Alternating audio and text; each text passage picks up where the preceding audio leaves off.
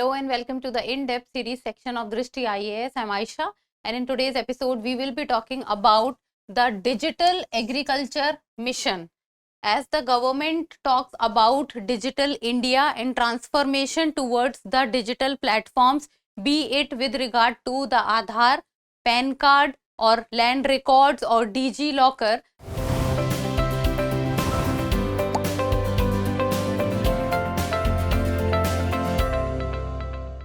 so the Digital Agriculture Mission is also a step forward in this regard of making everything digital. So let us first of all look at the points of discussion. First we will be looking at the news. Then what is Digital Agriculture Mission? What are the three main pillars of the Digital Agriculture Mission?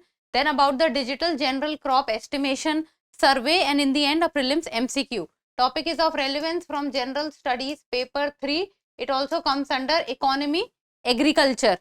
And before we move forward, do not forget to subscribe to the channel. The news talks about big plans for farms. What is in the rupees 2,800 crore Digital Agriculture Mission? So the Digital Agriculture Mission, the prescribed value or the funding is rupees 2,800 crore. So the news talks about the Union Cabinet has approved rupees 2,817 crore Digital Agriculture Mission for the creation of the digital public infrastructure in the farm sector. So in the farm sector, it will be very helpful for the farmers and for the overall agriculture sector that the digital public infrastructure will be prepared. And the digital public infrastructure talks about getting everything at one place and at digital platforms with regard to the agriculture. When we say with regard to the agriculture, that is with regard to farmers, all the information related to the farmers, all the information related to the lands and how the land or the soil will perform and what are the other things with regard to it. Then apart from this, what else will be there was, it will also create a tech-based ecosystem, the Digital General Crop Estimation Survey, which will provide accurate estimates of agricultural production. So to get the accurate estimation of agricultural production, it means that how much production has taken place, it will give the exact estimation. And if we talk about the funding of the project, then rupees 1,940 crore will be provided by the center and the rest amount will be provided by the states and the union territories. And then this mission, that is the Digital Agriculture Mission, was initially planned to be launched in the year 2021-22, but now it will be launched in the year 2025-26. It means the rollout of this plan will take place in 2025-26.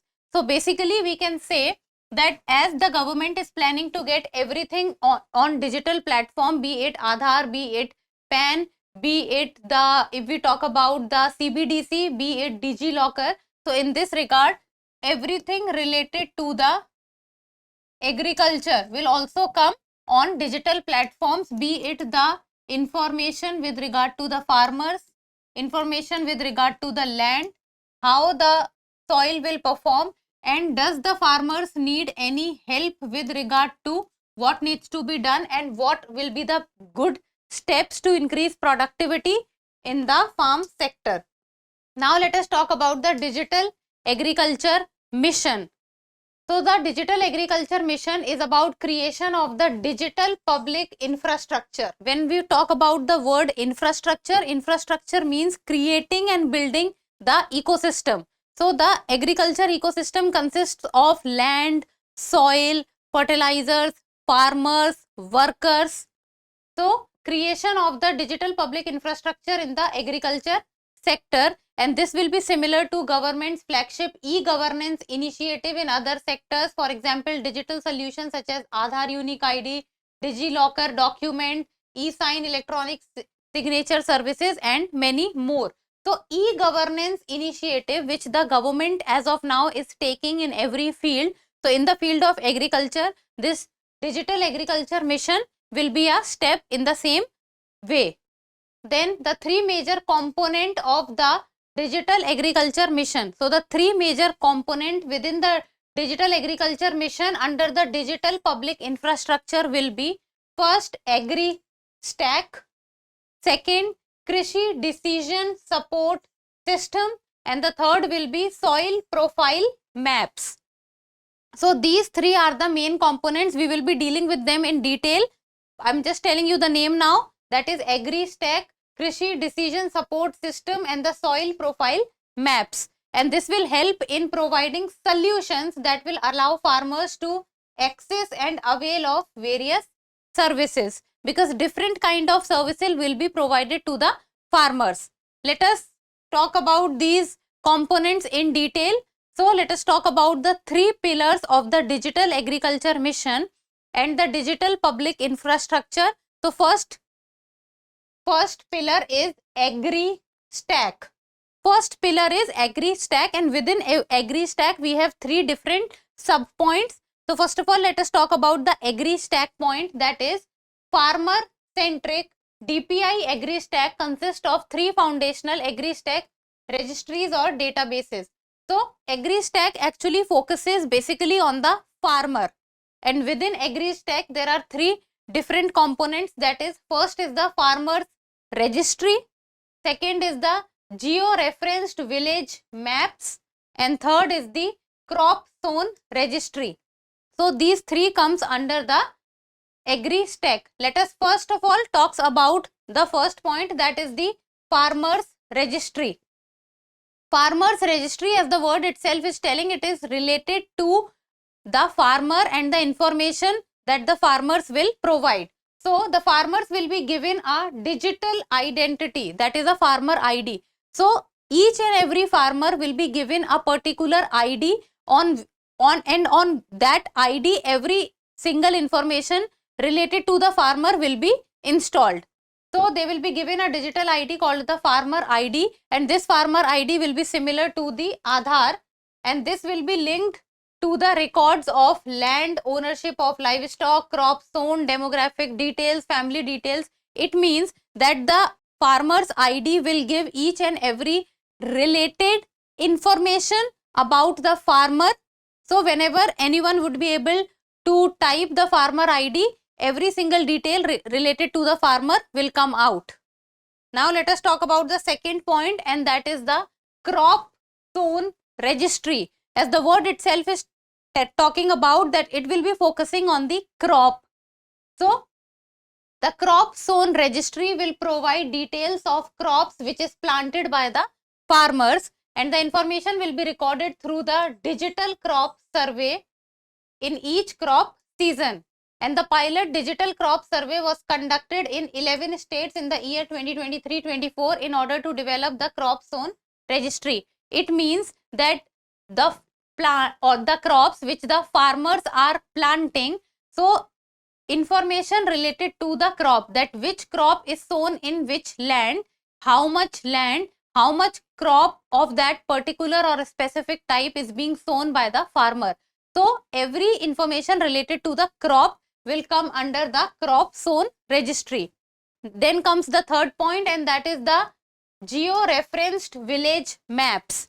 This talks about the maps will link geographic information on land records with their physical location. Now what will happen is that the land record. So the land records will be, whenever anyone would want to know about the location of a particular land, then the location on the particular land will be given, or the location of the particular land will come out, and with that land the associated or the surrounding geographical locations will also be shown. Like for example, you can say, as of now we use the GPS services to go to some place or to look at the location of some place or the direction to how to reach some place. So in that same manner, the land records with their information and physical locations and the geographic information will also be provided. So this is with regard to the first point, that is the Agri Stack, the first pillar of the mission, Agri Stack. And within Agri Stack we covered 3 points. First is the farmers registry, second is the crop zone registry, and third is the geo-referenced village maps. Now let us come to the second pillar, and the second pillar talks about the Krishi Decision Support System.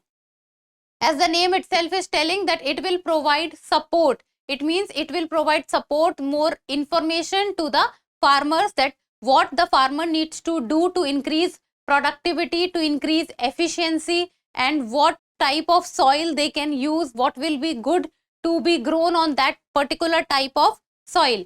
So it talks about, it will create a comprehensive geospatial system to unify remote sensing based information on crop, soil, weather and water resources. Like for example, if there is an arid area, so the farmer can get support that what kind of crops will be good to be sown in that particular season or in that particular soil. Or like for example, if there is rainy season or monsoon season going on, then which would be the desired crops to be grown in that particular season, so that the farmers can also, that the farmers will also suffer less damage and the productivity and efficiency would increase. Then it will also support crop map generation for identifying crop sown patterns, droughts, floods monitoring technology, model based yield assessment, and the early warning system can also be provided to the farmers with regard to any kind of natural disasters if they are about to come, or if the season is flooding, or the season is going through the pattern of drought, or if there is another type of any problem arises, or the cropping pattern needs to be changed. So these kind of information can be provided to the farmers, and the farmers in the end will benefit from these. Then comes the third pillar, and that is the soil profile maps. The third pillar is the soil profile maps, and it talks about the detailed soil profile maps of about 142 million hectares of agricultural land are envisaged to be prepared. Soil profile maps talks about, when we say farming is basically, it is about how well you know the soil, how well you know that which type of crop needs to be grown in which type of soil. So if any farmer understands the soil, then the chances of that farmer succeeding becomes very high. So the soil profile maps will provide details with regard to the soil, in which area what type of soil is present, or what type of crops will be good for a particular or a specific type of soil. So everything related to the soil, and in which area which type of soil is found, or what will be good for that soil, what will be bad for that soil. So everything related to the soil will be provided. Then comes the next point, and that is the Digital General Crop Estimation Survey. This survey will provide a major push to improve the existing crop yield estimation system and to make the data more robust. So the crop yield, that is as of now, the existing crop yield will get a boost, and the accuracy of India's agricultural production will also increase with this survey. Then better data will help government agencies make schemes and services for the people or for the farmers, and these services or policies or schemes will be updated and will be proven beneficial for the farmers.